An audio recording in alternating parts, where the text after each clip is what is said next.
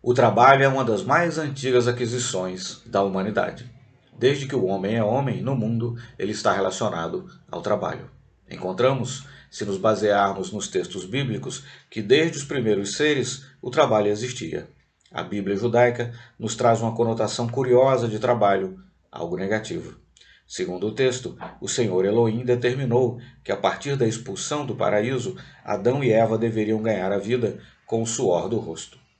Isso foi interpretado como sendo negativo, quando em verdade determinava o período de amadurecimento do ser humano, quando ele sairia das mãos de quem o conduzia para viver em plenitude na medida do seu livre-arbítrio.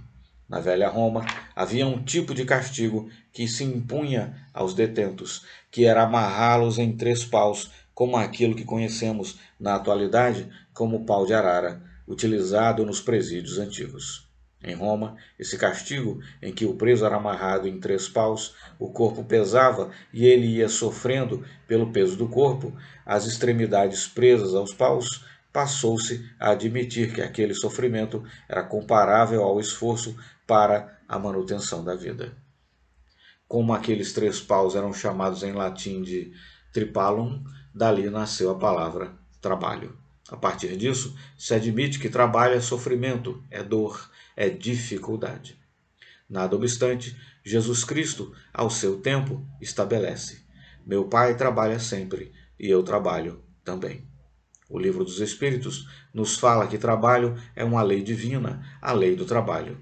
Se Deus trabalha sempre, se Jesus trabalha também, é óbvio que para nós, os filhos de Deus, será uma honra trabalhar como trabalha o nosso Pai. No entanto, para que o trabalho flua melhor, para que realize coisas mais amplas e mais profícuas, seria importante que nos uníssemos a outras pessoas. Distribuir tarefas, distribuir trabalhos em função das habilidades de cada um. Há criaturas que não conseguem trabalhar em grupo. É do seu temperamento, da sua psicologia individual, trabalhar a sós. Dentre esses que gostam de trabalhar a sós, há aqueles que realizam trabalhos grandiosíssimos, conseguem inspirações formosas. Mas todos podemos admitir que no trabalho cotidiano que realizamos seria importante se pudéssemos contar com uma equipe. Ainda que fosse pequena, seria muito bom. Vemos na estrutura da família o trabalho em equipe, porque muitas vezes a mãe está cuidando dos rebentos em casa, o marido está no trabalho profissional ganhando seu pão diário. Se a esposa precisa sair para ganhar o pão diário fora do lar, contrata servidores domésticos para auxiliá-los, a ela e ao marido, nesse trabalho de cuidar da casa e das crianças. Vamos formando uma equipe. Marido, mulher, empregados, todos em função daquele lar, das crianças, dos filhos, dos serviços. No final, cada qual percebe seu salário e está feito o trabalho em grupo. Pensemos na utilidade de aprendermos a trocar com as pessoas as nossas experiências trabalhando em equipe.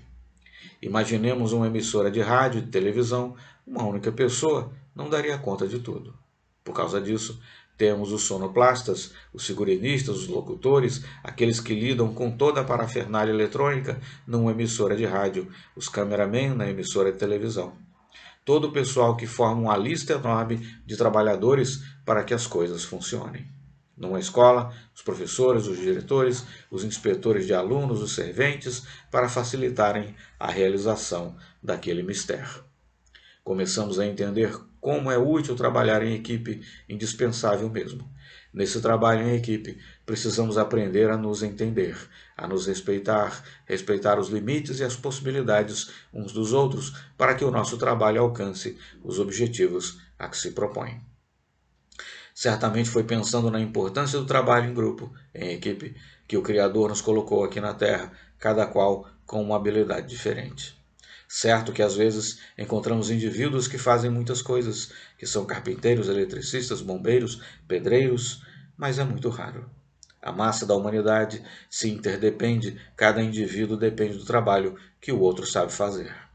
Temos o padeiro, o açougueiro, o alfaiate, o médico, o advogado, o engenheiro, numa mesma sociedade, querendo dizer que não conseguimos viver em sociedade se aquilo de que necessitamos não puder chegar até nós pelas mãos dos seus respectivos lidadores, dos seus profissionais. Esse é um trabalho em equipe. Aquilo que a humanidade tem de realizar em prol de um mundo maior, um mundo melhor, em prol dela mesma, só em equipe. Jamais conseguiremos elevar a condição do mundo solitariamente. Percebamos que, se olharmos esse aspecto da vida intelectual, encontraremos Francisco de Assis reunindo em torno dele, na Úmbria, uma equipe de amigos, de servidores do bem, criaturas que tinham o seu mesmo ideal. Embora pensassem por si mesmos, cada qual tinha o seu ideal ligado ao ideal de Francisco e de Clara de Assis. Clara se fez acompanhar de um grupo de moças, jovens mulheres. Francisco de rapazes, um grupo de moços, de homens que adotavam aquela visão do mundo franciscana. Graças a esses trabalhos, conhecemos hoje tudo quanto se tornou legado de Francisco de Assis, ou, se quisermos, de São Francisco de Assis e de Clara ou Santa Clara. Suas ordens, seus trabalhos remanescem até os dias atuais. Ao mesmo tempo, o mais notável Filho de Deus que chegou à Terra, Jesus de Nazaré, não realizou o que realizou a sós. Cercou-se de 12 homens que poderiam espalhar a proposta, a mensagem que ele veio trazer da parte do nosso Pai Celestial, demonstrando que ele valorizava o trabalho em equipe. O fato dele valorizar o trabalho em equipe não significa que ele não precisasse de alguns momentos estar a sós, como o fez. O mesmo acontecendo com Francisco, com Antônio de Pádua. Teresa d'Ávila, uma das mais notáveis místicas da Europa, tinha sua equipe de trabalho. Desde há muito tempo, as pessoas antenadas com a espiritualidade realizaram seus mistérios com sua equipe. Contudo, repitamos, havia momentos em que Jesus Cristo precisava estar a sós. Havia momentos em que Francisco precisava estar a sós e Teresa d'Ávila também. O fato de trabalharmos em equipe não nos tira a privacidade do nosso momento pessoal, individual e solitário. Há momentos em que eu quero pensar alguma coisa por mim mesmo para depois levar à equipe. Nenhum problema. Quero levar a equipe para que ela discuta comigo, analise comigo, avalie e verifique comigo se aquilo que pensei, se aquilo que levei é plausível ou não.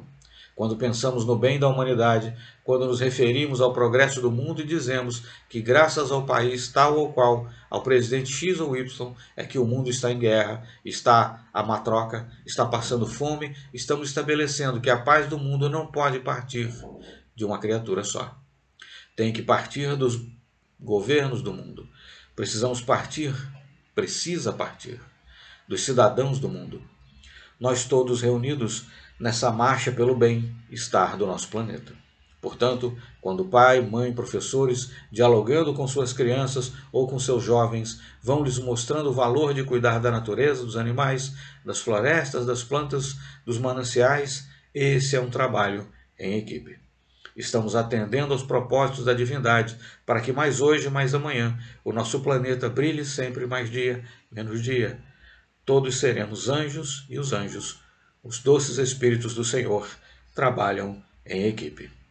Vale a pena estruturar-nos numa equipe para aprender com ela a servir melhor.